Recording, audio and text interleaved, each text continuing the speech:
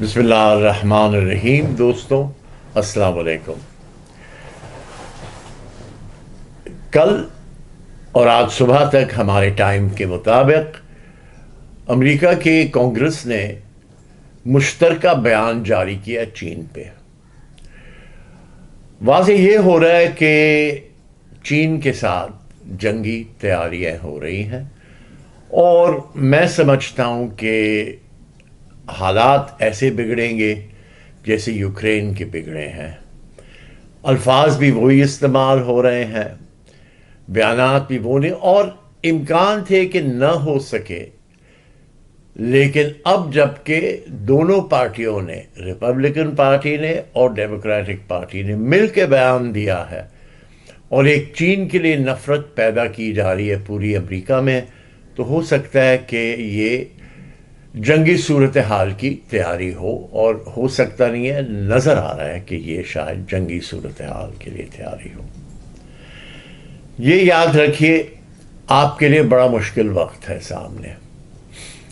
روس کے ساتھ آپ نے وقت گزار لیا تھوڑا بہت یوکرین کے معاملے پر، لیکن چین کے ساتھ آپ کیا کریں گے، جبکہ چین آپ کے سب سے بڑے قرضہ دینے والی ملک ہے، اور آج سے نہیں بلکہ 60 سال سے ہمارے بڑے قریب تعلقات ہیں چین کے ساتھ۔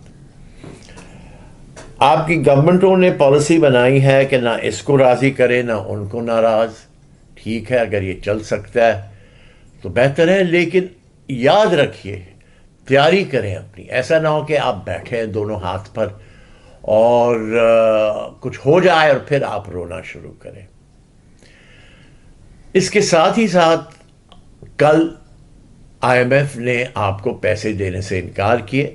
آپ کے پرائم منسٹر صاحب نے بیان دیا ہے کہ گول بدل دیے گئے، گول پوسٹ گیم کے، اب ہم کیا کریں، جبکہ موڈیز نے فوری طور پر آپ کے سی کے 3 کی ریٹنگ لگا دی اور کہا کہ یہ لائق نہیں اب اپنے یہ قرضہ جات کے معاملے میں۔ میں عرصے سے کہہ رہا ہوں، یہ قرضہ جات کے سمپلی آپ 3 سال پہلے میں نے کہا تھا واضح طور پر، سوچئے کہ ختم کریں کہ ہم یہ صرف آپ سے پیسے لیں کہ آپ کے ہی قرضے کے واپس ڈیڈ لائن ہم میٹ کریں، اس سے ہم چل نہیں سکتے۔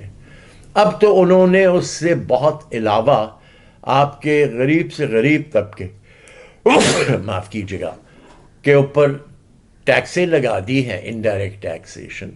ہر ایک چیز مہنگائی کی طرف چل گئی، اور میں نے پہلے بھی کہا ہے کئی بار کہ مہنگائی میں کبھی ملک ترقی کرتا نہیں۔ شرم ہونی چاہیے ہم پر، شرم ہونی چاہیے۔ آج 70 بزنس مین گئے ہیں افریقہ کے ایتھیوپیا میں بزنس لگانے کے لیے، کوئی پاکستان میں لگانے کا نہیں سوچ رہا۔ اب صورتحال یہ ہے، ایک طرف بارش جاری ہے ساری پولیٹیکل سیاسی پارٹیوں کی طرف سے، سب ملوث ہیں اس پاکستان کی تباہی میں، لیکن آج میں واضح طور پر آپ سے کہتا ہوں، یہ کچھ بھی کر دے یہ ملک نہیں ٹوٹے گا، اور اس کی وجوہات جو ہیں وہ آپ تاریخ میں جا کر پڑھ لیجئے گا۔ لیکن یہ ضرور کہنا پڑتا ہے کہ میں نے ہر وقت کہا کہ خیال رکھے کہ یہ نہ ہو۔ یہ تو کھل کے کہتے جی اگر یہ نہیں کریں گے تو یہ ہوگا، تو یہ نہیں کریں گے تو یہ ہوگا۔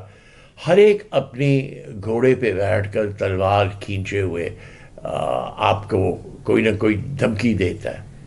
بس کریں، یہ ایسا نہیں چلے گا۔ لیکن اس کے ساتھ جو اسٹیبلشمنٹ ہے وہ بھی بس کریں کہ آپ کر کیا رہے ہیں، آپ ذمہ داری نہیں لیتے، جبکہ عمران خان نے تو پورے کھول کے بتا دیا کہ آپ نے انہیں کس طریقے سے دباؤ میں رکھا وغیرہ وغیرہ۔ یہ میرے کام نہیں ہے کہنے کا، میرے ساتھ نہیں ہوا ہے، لیکن نظر تو آ رہا ہے، اور جو ہوا تو ذمہ داریاں لینی پڑے گی۔ ذمہ داریاں لینے کے علاوہ کیوں نہیں کچھ کرتے آپ ملک کی بہتری کے لیے؟ سوچئے گا کہ کیا راستے اختیار کیے جا سکتے ہیں۔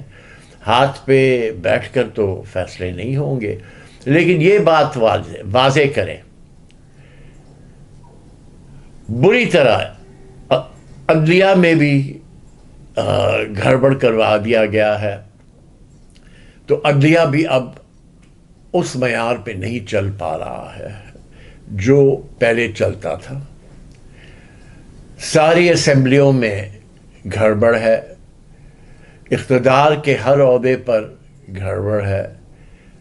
क्या करना चाहते हैं आप? जैसे मैंने कहा, कुदरत ने आप पे एक ठप्पा लगाया हुआ है, इतनी आसानी से आप नहीं दरगुजर होंगे, लेकिन उसका तो फायदा ना उठाएं ना, अपने काम करें। जैसे मैं कह रहा हूं, 70 बिजनेसमैन इथियोपिया जा रहे हैं पाकिस्तान से। अरे भाई, क्या हो रहा है? क्या करना चाह रहे हैं आप? इनको यहां क्यों नहीं आप सहूलतें देते हैं?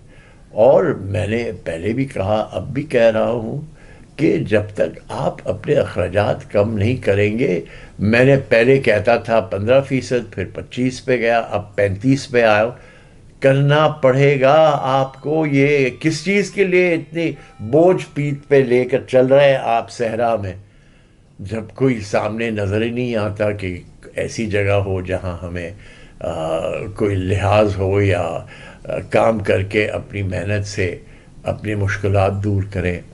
कोई जजीरे पे, कोई जगह कुछ नहीं नज़र आता। लिहाजा अखराजात कम करने पड़ेंगे। और मेरा ख्याल ये है कि हर एक इस चीज़ पे ख्याल रखे कि हम कहाँ से कर सकते। एक मुर्दा लाश को आप बार बार झंझोलते हैं कि टैक्स यहाँ से निकालें। पता नहीं, आपने डिवैल्यूएशन तो कर दिया। डॉलर की कीमत जब इस तरीके से बढ़ गई तो डिवैल्यूएशन तो हो गया है। लिहाजा ये कि मैं ये भी बात आपसे अर्ज करना चाहता हूँ कि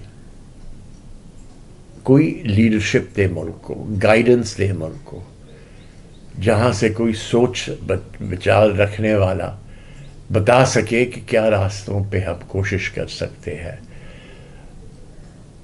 ऐसे ही चलने से मौजूदा हुकूमत की लेजिटिमेसी क्या है? एक पॉलिटिकल पार्टी कहती है कि नहीं है, 3 कहते हैं, अब पता नहीं कौन है कौन नहीं है। मुल्क डूबा जा रहा है, मुश्किलात बढ़ते जा रहे हैं, महंगाई हद से ज़्यादा बढ़ गई है और मज़ीद बढ़ने के इम्कानात हैं। पॉलिसी क्या है आपकी? आप ये भी देखिए कि मुसलमान हम किस तरीके से अपने आप को बेवकूफ़ बनाते। यूक्रेन पे $15 बिलियन अब तक मगरब ने खर्च किया है, 1 साल हुआ है, $15 बिलियन। और 5 सेंट्रल एशिया के मुल्कों को अमेरिका कह रहे हैं हम आपको $25 मिलियन दे रहे हैं। जो हमने पुराना भी $25 मिलियन दिए था, उसको अभी फिर हम दे रहे हैं। तो $50 मिलियन आपने 5 मुल्कों को दिया, जो उसी जगह पे हैं, पेट पे, रूस के। लेकिन वो समझदार कौमें हैं। लेकिन मेरा ख्याल ये है कि उनको $25 मिलियन, यानी कि $5-5 मिलियन फी मुल्क को दिया गया है। ये तो हमसे भी बुरा हाल है। और पैसे ही नहीं है। मैंने पहले ही कहा था, कई सालों से कहते आ रहा हूँ कि अमेरिका के पास पैसे नहीं है, नहीं है, नहीं है देने के। हाँ, जहाँ खर्च करना है, रूस का निचला दिखाना है या चीन का, तो करेंगे। तो एक और जंग छिड़ने के इम्कान है ताइवान के। इसके मज़ीद असरात होंगे। देखते हैं क्या होता है, क्या नहीं होता। और हाल ही में जो दिल्ली में पाकिस्तानी गए थे अपने मुल्क की पोजीशन बयान करने के लिए, अच्छी तरह पता है हिंदुस्तान को आपकी पोजीशन क्या है। और उन्होंने फैसला किया हुआ है कि इस वक्त जब ये कमज़ोर से कमज़ोर तर है, जितना इनके गले पर जोर लगाया जा सकता है, तो ये है वक्त करने का। लेकिन ये भी कामयाब नहीं होगा मामला, याद रखिएगा। لیکن ہم کب تک بیٹھے رہیں گے بغیر کوئی سوچ کے، بغیر سوچ بچار کے؟ میں سمجھتا ہوں وقت آ گیا ہے یہ جو گیم ہو رہے ہیں یہ سارے ختم کیے جائیں، اور ملک کو تندرستی کے راستے پہ اتارنے کے لیے، لے جانے کے لیے کوئی نہ کوئی راستہ اختیار کیا جائے۔ شکریہ۔